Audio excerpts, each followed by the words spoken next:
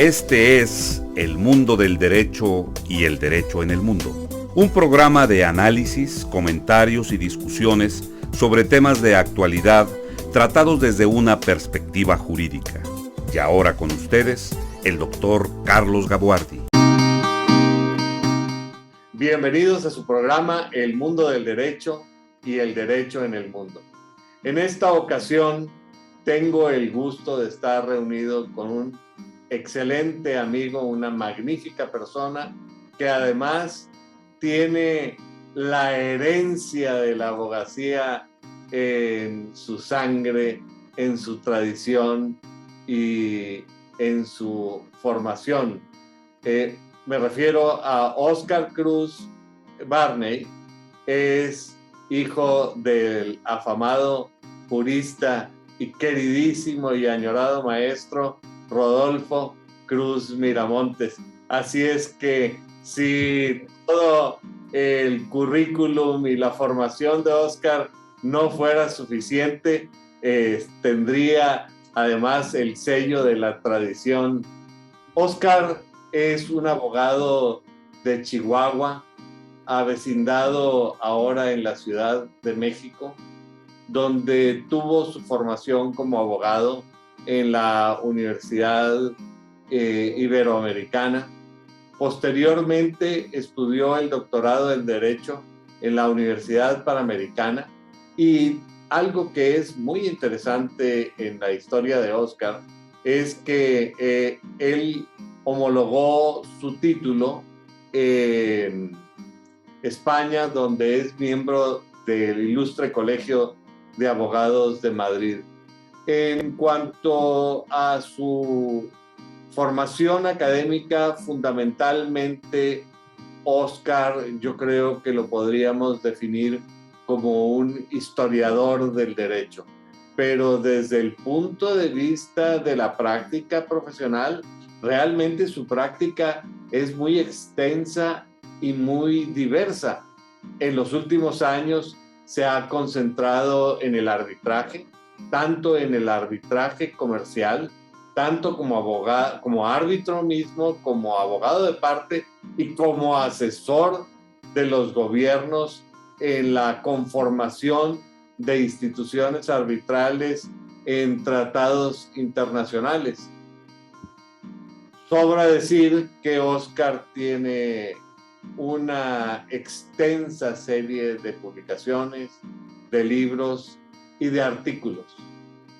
Hace unos días, Óscar apareció en un artículo en una revista en el que el tema era la investigación y la práctica jurídica, una relación virtuosa.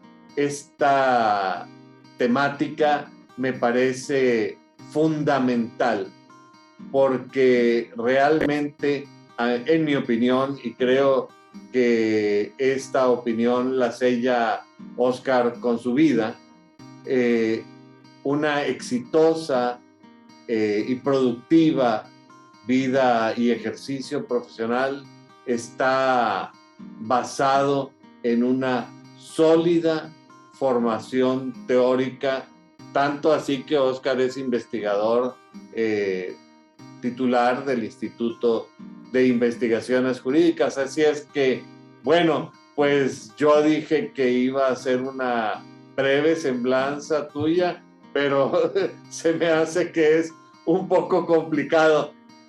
Me interesa mucho este tema de la relación entre teoría y derecho. ¿Qué me puedes decir sobre este tema tan controvertido?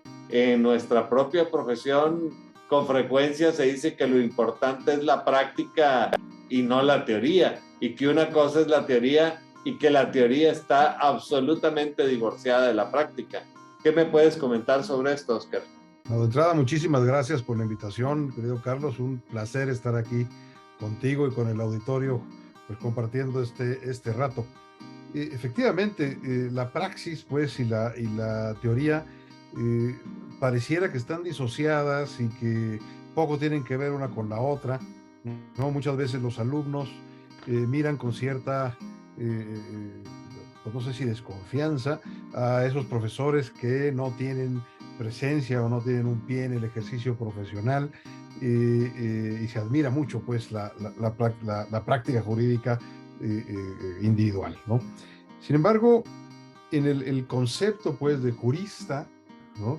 El jurista o debe ser pues una o un personaje ligado necesariamente a un aspecto práctico, a un aspecto aterrizado del ejercicio profesional, a la resolución de los problemas cotidianos y de los problemas negociales y de los problemas de la vida económica, de la vida social, etcétera. Y por otro lado, estrechamente vinculados con una vida libresca, hay que decirlo, ¿no? Con una biblioteca, con una idea de pensamiento, de investigación, de lectura, de confrontación de ideas, de teorías, etcétera. El tema es cómo juntamos estos dos elementos, cómo le hacemos. Pues como le hacían antiguamente, es decir, la práctica jurídica en la antigüedad, digamos, distinguía claramente entre el jurista y el abogado, ¿no? El jurista, aquel al que se le presentaba la consulta y que pegado a esa biblioteca o cercano a ese mundo libresco de textos, desarrollaba una respuesta, planteaba una solución al caso concreto, integraba lagunas pues del derecho a través de ese proceso de creación jurídica y le entregaba la consulta, ¿no? Le entregaba la respuesta al cuestionamiento a un advocatura, a un abogado que, pues como hoy día no necesariamente sabía derecho, ¿verdad? Una persona que sabía hablar bien, que podía presentar el tema ante el tribunal correspondiente y que se llevaba la opinión del jurista y la exponía ante ese tribunal. Con el paso del tiempo esos abogados aprenden, ¿no? No es ciencia oculta, ciertamente. Empiezan ellos mismos a buscar desahogar las consultas directamente. El problema será en buena medida el acceso a las fuentes, el acceso a las bibliotecas. Se van a publicar una serie de repertorios que contenían opiniones sobre diferentes temas, con la cita hecha para poder armar la opinión correspondiente sin tener que acceder a la biblioteca, una especie de enciclopedias o diccionarios jurídicos para estos abogados prácticos. Lo que es muy importante tener presente es que disasociar la teoría, la investigación jurídica y la práctica del derecho empobrece ambas esferas, ¿no? Muchas veces sucede que en la investigación científica se pierde de vista cuestiones realmente importantes en los casos concretos o importantes para la vida cotidiana o importantes para el mundo del negocio, de la producción, del campo, de la sociedad, ¿no? Y se puede el investigador se pueden fijar en temas que quizás no son tan relevantes, pueden ser relevantes para un tema de investigación, pero no relevantes para la vida social, ¿no? Y por otro lado, si nos vamos solamente a la práctica, entramos en un proceso de empobrecimiento de esa práctica, ¿no? Finalmente, el ejercicio del derecho es también una técnica, ¿no? Y si solamente privilegiamos la técnica y solamente privilegiamos el proceso, llegamos pues a este abuso de los machotes, de los formularios, en donde no se utiliza doctrina, no se parte de otros elementos más allá que la ley o, en el mejor de los casos, la jurisprudencia, ¿no? Es importante pues que se tenga presente que una persona que lleva dedicándose 40 años al ejercicio profesional de un área determinada del derecho y decide escribir sobre ello, pues algo tiene que decir, ¿no? Y será más fácil influir en la convicción de la juzgadora, del juzgador, si puedo acompañar mi postura, mi planteamiento, pues de la opinión de aquellos que llevan mucho más años que yo, mucho más experiencia que yo en la materia de que se trate, han publicado, han escrito. Y eso me obliga a mí a leer, a investigar. Entonces se puede desarrollar un círculo virtuoso, hay que decirlo, en donde muchas veces, y eso te lo puedo decir en mi caso profesional, el alegato planteado en un asunto, la argumentación, la solución de un problema planteado en un caso específico, termina convirtiéndose en un artículo, termina convirtiéndose quizás en un libro, ¿no? Que se refiere a interpretaciones claras, es decir, de un problema específico. Por ejemplo, enfoque monográfico prácticamente. Así es, así es. Pensemos, por ejemplo, no sé, hoy día, la distinción o la definición de quién es el litigante en un caso, ¿no? La Corte acaba de manifestarse, bueno, acaba hace no mucho tiempo, con una visión que considero yo equivocada sobre lo que es el litigante, pero eso ya da material para empezar a trabajar, ¿no? El litigante no es el abogado, el litigante es el cliente del abogado, el abogado lo representa ante tribunales, y eso tiene consecuencias prácticas procesales muy importantes, ¿no?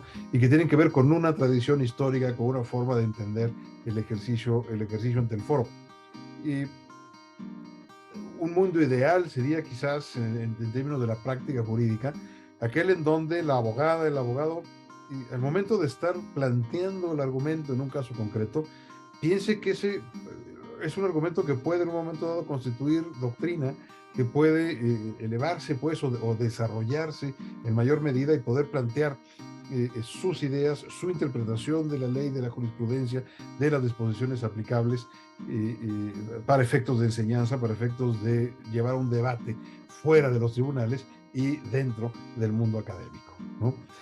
Si en el mundo académico no nos damos cuenta que hay una serie de problemas que tienen que atenderse, ¿no? Que están básicamente en manos de los abogados, que se resuelven continuamente, pero que muchas veces les vendría muy bien un enfoque quizás más pausado, sin los términos procesales encima, sin la prisa de resolver, de contestar, de defender un derecho y que permita pues una valoración mucho más pausada, una reflexión sobre el caso. Creo yo que eso puede llevar un enriquecimiento de la vida del foro y de la vida académica, pues mucho más allá de lo que se tiene hoy día, ¿no? Y con posibilidades de avanzar.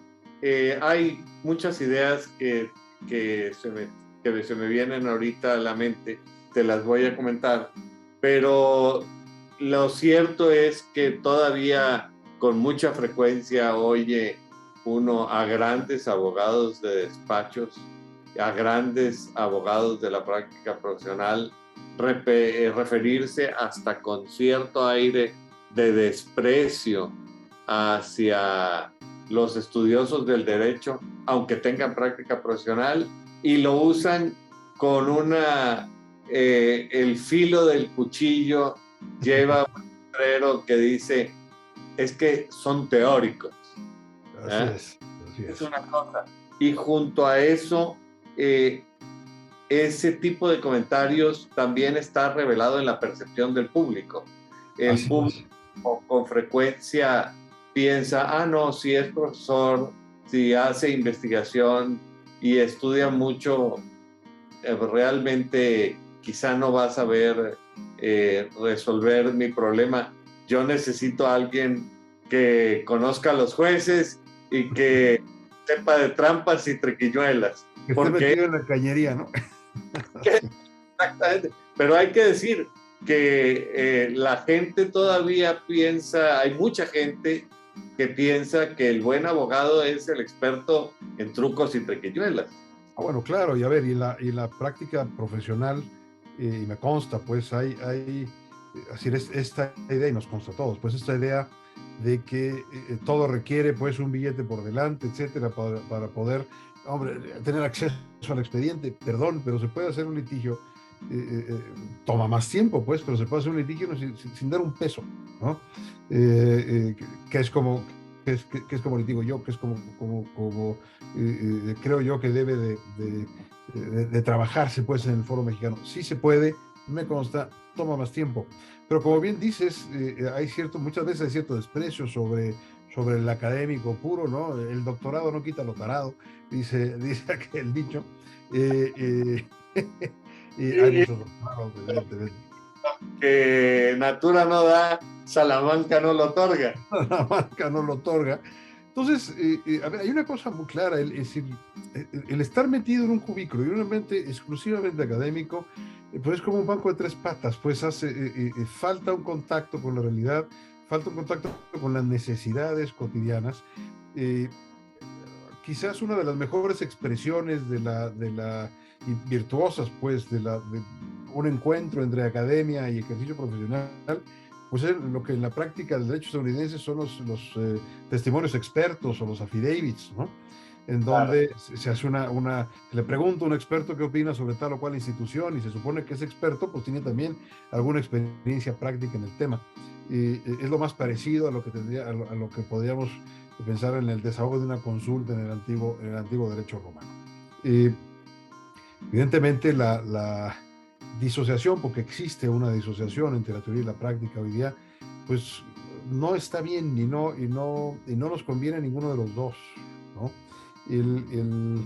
Finalmente, en la labor jurisdiccional habrá una mejor labor jurisdiccional en tanto tengamos mejores abogados, una mejor abogacía, ¿no? Que presente mejores alegatos, mejores escritos, mejores textos, ¿no? Y que eso obliga a la judicatura a responder con mejores resoluciones, mejores procesos y mejores sentencias, ¿no? Muchas veces sucede en tribunales que hay prácticas enraizadas pues en el aparato jurisdiccional, impulsadas por los mismos abogados y problemas de corrupción, y muchas veces de una corrupción derivada del desconocimiento, ¿no? Es más fácil pasar un billete que ponerse a estudiar, ¿no? Y podemos hablar de dos corrupciones distintas. Una corrupción motivada desde el ejercicio de la abogacía, que pues por ahorrarse 2 o 3 pasos pasa el billete, y otra corrupción exclusiva, digamos, desde la judicatura, en donde ya no es que el abogado esté corrompiendo al tribunal, sino que algún funcionario del tribunal o funcionaria exija una dádiva para no perder el expediente o que aparezca una vez que supuestamente está perdido, ¿no? Estos son temas que creo yo que se pueden, que ayuda a superarse, el que haya una relación mucho más estrecha entre la investigación jurídica y la práctica profesional. Muchas veces en un alegato de cierta importancia o en temas pues delicados, la opinión de un académico puede resultar sumamente útil, ¿no? Claro, claro. Que me ayuda pues a mí como abogado que estoy metido pues en el caso específico, concreto, clavado, tener una visión más amplia, más grande, armada pues de la doctrina correspondiente, de otras visiones del derecho, etcétera, y que ayudan a encontrar mejores soluciones, ¿no?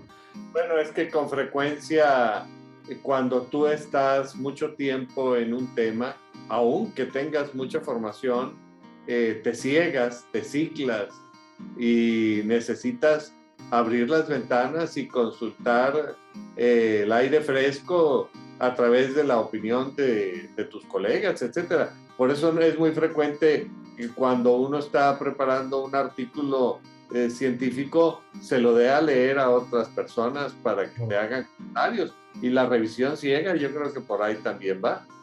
No, sin duda. Y luego, por ejemplo, en el ejercicio profesional se ofrecen constantemente oportunidades de interpretación de la norma, interpretación de la jurisprudencia, que no da tiempo quizás de desmenuzar lo suficiente, pero que en un contacto con la academia es un material valiosísimo para la reflexión jurídica, ¿no?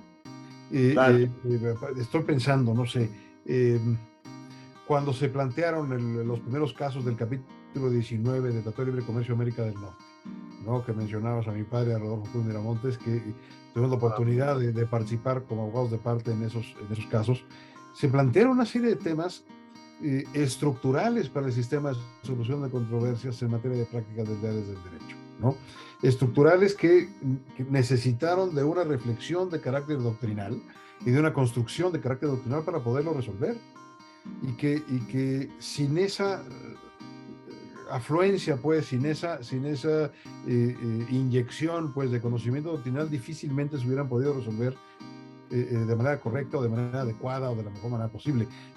Si la pura abogacía como profesión jurídica necesita necesariamente del trabajo académico doctrinario para enriquecer sus alegatos, para buscar mejores soluciones a los casos concretos. La academia requiere, aunque quizás no se da cuenta, pero requiere de esa inyección de los temas de la problemática real, efectiva, ¿no?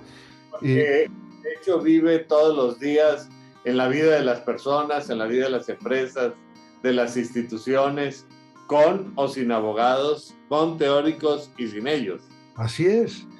Y todos los días se enfrentan con problemas de interpretación de normas y regulaciones, etcétera, y que muchas veces pues, no se tienen las herramientas suficientes para poderlo resolver.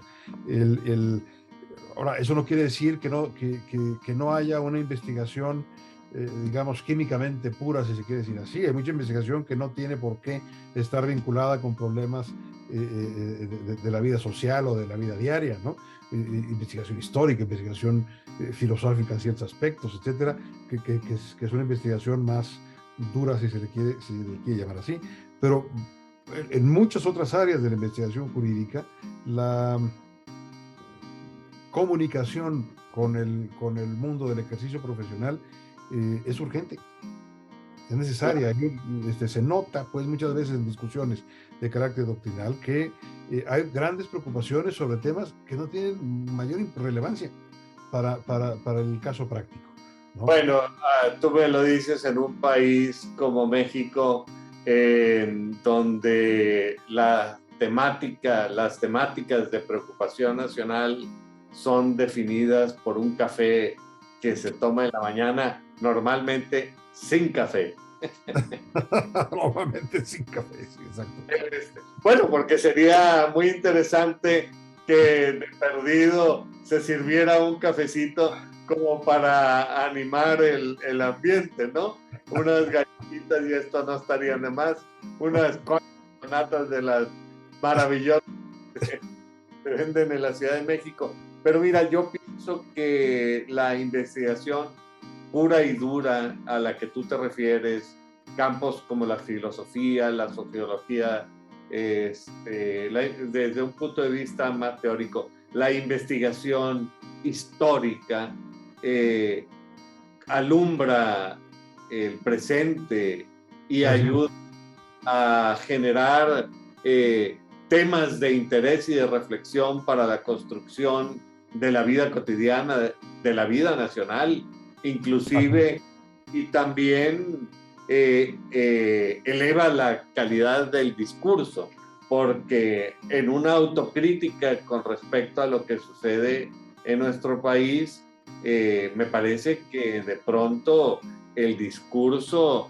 y el enfoque temático se ve sumamente empobrecido con respecto a lo que sucede en otros países. Pienso concretamente en España, donde se habla de los activos del idioma, donde hay tanta producción literaria, donde los despachos tienen una participación tan activa en la práctica como en la construcción de la vida intelectual. Totalmente de acuerdo. Si tiene que haber siempre investigación pura y dura, que efectivamente construye sociedad, construye debate, construye instituciones, ¿no? Yo mismo hago de esa, cuando se trabaja en historia del derecho, pero creo que la gran virtud, pues, es la posibilidad de vincular también esa investigación pura y dura con ciertos aspectos luego del ejercicio profesional. Cuando uno menos se lo espera, salta la liebre y resulta que cuestiones que se están produciendo hoy día, pues ya se habían resuelto en el siglo XVI o ya se habían debatido en el siglo XVI, ¿no? Pensemos, por ejemplo, las facultades de investigación de la Suprema Corte de Justicia, que se dio un debate hace algunos años sobre si la Corte podía investigar un caso concreto, comisionar a un ministro para hacer una investigación. Ese era un tema que estaba más que resuelto con la Real Audiencia de México del siglo XVI, ¿no? En donde se podía comisionar a un oidor de la Real Audiencia, el equivalente de un ministro, a hacer una investigación específica, a perseguir a un delincuente en particular. En fin, es decir, solemos pensar que somos los primeros en hacer un montón de cosas, o que somos los primeros en que se nos ocurre una idea, o que nos enfrentamos con un problema. Para eso sirve la historia del derecho, para darnos cuenta, pues, que no, que somos uno más en la larga lista de los que nos preocupamos por ciertas cosas y cierta problemática que se repite constantemente. Entonces, sí. No, pero a las instituciones.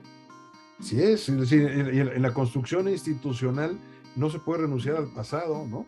Y no se puede renunciar a la tradición y no se puede renunciar a la estructura institucional. Pero si no se conoce, es ahí donde se requiere esa investigación científica. Si la mera técnica, la mera práctica no es suficiente, pues, para el sostenimiento institucional, ¿no? Y creo yo que en la enseñanza del derecho Es constante el debate sobre qué hacer con materias como derecho romano, filosofía del derecho, historia del derecho, que siempre hay voces que señalan pues, que ya no son útiles, que para qué sirven, que entonces lo que empiezan a producir esas escuelas de derecho pues son básicamente técnicos, operarios, ¿no? Del mundo del derecho y que podrán llevar técnicamente un asunto, pero que tendrán serios problemas en términos de su integración cuando ese asunto se complica más de la cuenta, ¿no? Y la enseñanza universitaria en ese sentido tiene que repensarse en muchos casos. No se puede romper o no se puede obviar, digamos, la urgente necesidad de vincular la investigación con la práctica. Si no olvidemos, ¿no? El derecho tiene diversas profesiones jurídicas. Se estudian derecho los estudiantes, las estudiantes, pero ejercen abogacía, ejercen la judicatura, la correduría, el notariado o la academia, ¿no? Unas son incompatibles con otras son complementarias. Esta discusión respecto a que si la formación universitaria debe estar concentrada en el desarrollo de habilidades, en que la gente desarrolle habilidades y realmente a veces soslayan la importancia de generar pensamiento y actitud crítica respecto a la realidad. Entonces, realmente lo que pasa es que hoy en día las universidades están como que a medias, ¿no? Ni cumplen ni cumplen la otra, me da la impresión. A ver, y claramente incumplen, eso sí me queda muy claro, con una misión de transmitirle al estudiantado de derecho qué es lo que espera la sociedad de ellos, ¿no? Es decir, la sociedad exige del ejercicio profesional del derecho una responsabilidad social. La abogada, el abogado responsable también con su entorno y con los justiciables, con el funcionamiento es decir, del derecho y con el funcionamiento institucional, ¿no? Y muchas veces los estudiantes, pues no lo saben. El discurso de bienvenida que se les da en la escuela de derecho o en la facultad correspondiente, pues es básicamente dónde está la cafetería, dónde está la biblioteca, dónde está la caja, desde luego, y el estacionamiento y dónde comprar los pases de estacionamiento, en lugar de decirles, señores, señoras, ustedes están aquí, pero la sociedad exigirá de ustedes A, B, C y D. Los que no estén dispuestos, pues ahí está la puerta, ¿no? Y entender pues que una profesión como la nuestra es una profesión que exige de un compromiso absoluto, ¿no? Con el estudio, con la investigación, con el ejercicio profesional. En fin, la pura investigación se queda coja, está manca.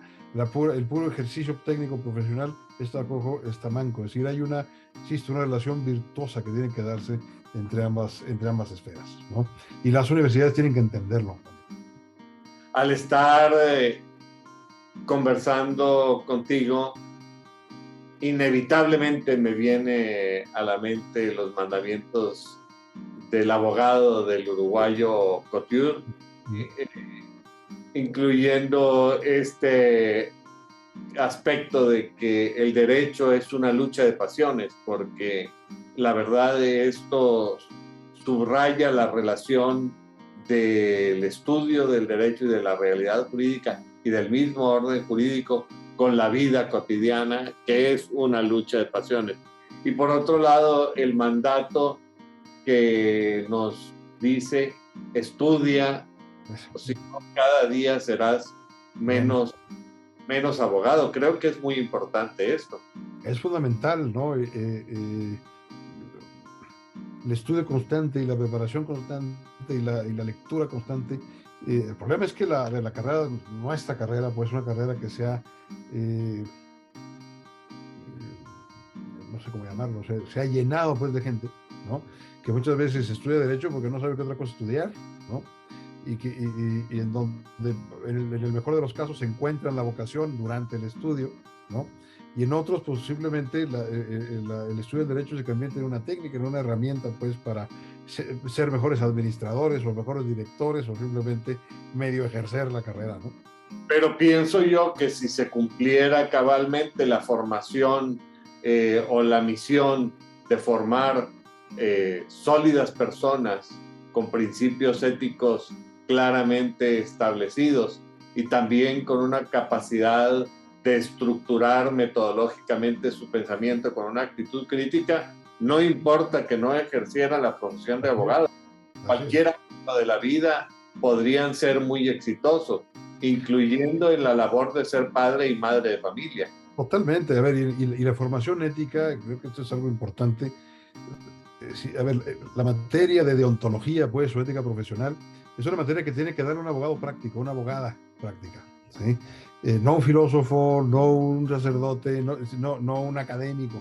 Tiene que darlo alguien que esté en la trinchera, que se enfrente a la problemática y que pueda y que tenga la experiencia de no caer en corrupción y que pueda servir de ejemplo a los estudiantes. ¿Qué sucede muchas veces en la materia, pues, de ética profesional? Pues que están aburridísimos viendo a la maestra o al maestro dar una perorata sobre el deber ser y qué es lo que todo abogada y abogado correcto tienen que hacer, pero que a la hora de los casos concretos, pues falla aquello gravemente, ¿no? Es decir, el análisis de un caso, etcétera, no es suficiente. El ejemplo vital, creo yo, que es fundamental. Son materias. Ética profesional tendría que estar dentro de la batería de materias prácticas, ¿no? Y aterrizar la ética profesional en las diferentes áreas. Cuando fueron aquellos foros para la justicia cotidiana hace algunos años, la Mesa 4 se dedicó precisamente a los temas de derecho y de abogacía. Y una de las conclusiones a las que arribamos en esa mesa que promovimos fue, a ver, uno, la enseñanza del derecho, de la ética profesional tiene que ser una enseñanza práctica, y tiene que ser una enseñanza tanto vertical como materia troncal, pero también horizontal, ¿no? Porque no es lo mismo, o enfrenta más bien problemas distintos, la ética profesional en derecho de familia, que en derecho de la competencia económica, que en derecho fiscal, que en derecho penal, ¿no? Que en derecho mercantil, ¿no? La problemática con la que se enfrentan son diversas, ¿no? Si en derecho penal, casos en donde resulta que hay que denunciar inclusive al Ministerio Público porque está llevando, o pues se niega a hacer lo que tiene que hacer porque está corrompido por otra parte, en fin. Creo yo que si no entendemos que en el caso de la enseñanza ética tenemos que revolucionarla en el contexto mexicano, pues vamos a seguir como estamos, ¿no? Donde, como dicen la moral es un árbol de moras, ¿no? Como dice el dicho y la ética profesional, pues es algo ahí que pareciera que hay que llegar ya a ser un octogenario o nonagenario para empezar a pensar en términos éticos. La ética profesional tiene que ser parte, pues, del ejercicio práctico de la profesión. Otra vez, ahí la academia se puede vincular muy bien con el ejercicio cotidiano, ¿no? Y creo que el ejercicio cotidiano debe vincularse con la academia y evitar hasta donde sea posible esta ruptura entre teoría y práctica, y por el contrario enfatizar este tema que fue el del artículo la revista que fue el que originó tiempos de derecho. Entre teoría y práctica. Bueno, la verdad yo disfruto mucho conversando contigo y podríamos pasar con la cosa de que la próxima vez tomamos un café, ya sea presencial o cada quien con su taza en la oficina, pero el tiempo se nos viene encima, Oscar, y ya estando a punto de finalizar el programa, yo quisiera invitarte para que tú, a partir de toda la riqueza de tu formación, de tu experiencia y de los temas que hemos conversado, pudieras dirigir un mensaje al público que semana a semana nos hace el favor de escucharnos. Y debo decirte algo, el público que nos escucha con frecuencia son abogados sólidos, formados, estudiantes de derecho, pero poco a poco fui dándome cuenta que el programa lo escuchan también gente no juristas, pues, Correcto. Incluso amas de casa. En alguna ocasión me llamó una ama de casa de un suburbio de aquí de Monterrey, en Escobedo, Nuevo León, que le llamaban mucho la atención los temas y que le interesaba lo que... Es decir, me parece que a todos ellos hay que decirles algo y tú eres la persona adecuada para dirigir este mensaje. Cómo no, muchas gracias, Carlos. Pues mira, el mensaje pues que le podemos dar al público, pues al auditorio, recordar pues este principio pues de Couture es estudiar. Nuestra carrera es una carrera que se moderniza, se actualiza constantemente, que requiere pues de lecturas, de estar conectado pues con un mundo libresco y con un mundo de investigación. Hay que suscribirse, conocer las revistas jurídicas, ahí está lo último de pensamiento, vincularse, y los invito pues a que se conecten con el Instituto de Investigaciones Jurídicas de la Universidad Nacional Autónoma de México, el gran centro pues de pensamiento jurídico nacional e iberoamericano, hay que decirlo, que tiene más de 1 millón de visitas al año, nada más en la página web. A los abogados ejercientes, pues no despreciar el conocimiento doctrinal y práctico. Es más fácil influir en el pensamiento y en el ánimo del juzgador, de la juzgadora, utilizando textos, experiencias, doctrina, pues, de gente con mucha experiencia que quizás inclusive fueron maestros de los mismos juzgadores o lecturas de esas juzgadoras, ¿no? Entonces, hay que enriquecer el alegato jurídico, hay que meterle a ese alegato y subir el nivel del ejercicio profesional. Toma más tiempo, sí, ejerce de mayor esfuerzo, sí, sin duda. Y a los estudiantes, señoras y señores, lo que no lean ustedes y lo que no estudien en la carrera, va a ser mucho más difícil hacerlo después. Ahora es cuando hacerse, pues, empezar a construir una pequeña biblioteca. La diferencia entre una abogada, un abogado que tiene lecturas, que tiene biblioteca, se nota y se hace evidente en sus alegatos, en su expresión, en su capacidad de convencimiento, ¿no?